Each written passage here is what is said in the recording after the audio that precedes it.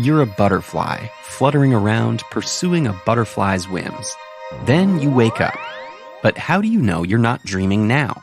The answer might seem obvious, but it's actually very difficult to explain how, definitively, you know you're awake. So difficult, in fact, that it has puzzled philosophers since ancient times.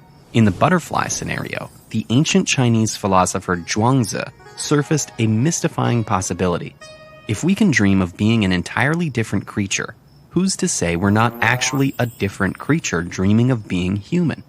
Bizarre things happen in dreams. You fly or conjure an all-you-can-eat dessert buffet out of thin air, or get chased by witches through the halls of your elementary school, which suddenly looks a lot like Paris.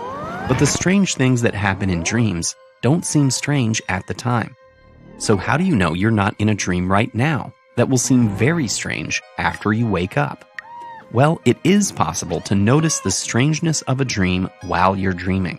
Lucid dreamers know they're dreaming. By definition, if you were having a lucid dream, you would know it. But all that proves is that you're not having a lucid dream. It doesn't prove you're awake.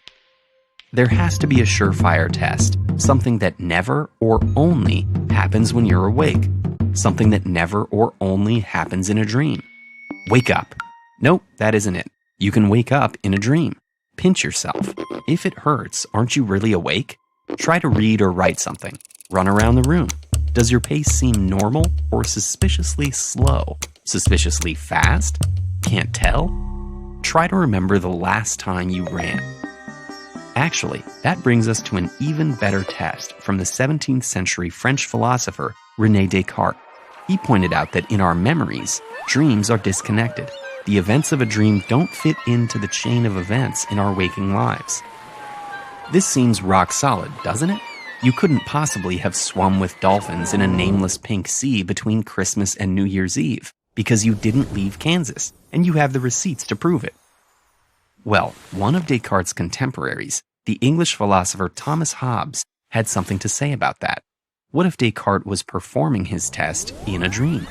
What if we ask an expert?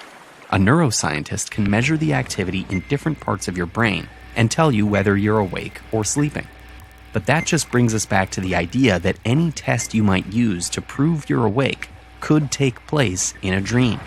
So far, no one has found a convincing response to this. But let's be real, there's a whole lot more detail in our waking experience than in dreams. We go to sleep and wake up again day after day for many years, and each day is full of countless people, places, things, experiences, even our memories, which capture just a fraction of this experience, contain an almost incomprehensibly vast amount of detail. We can recall a line from a favorite book decades later, remember the musty smell of its pages and the taste of the lemonade we drank while reading it.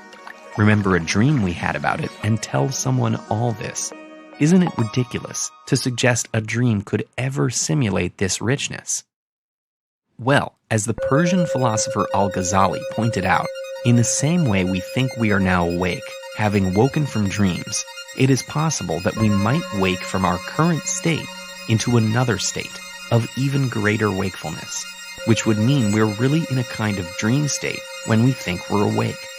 What philosophers really want to know is what justifies our belief that we're awake. We all want to believe things because we have reasons for them, not just because they seem right. Sometimes the biggest challenge is to show why we should believe something that seems completely obvious to us all.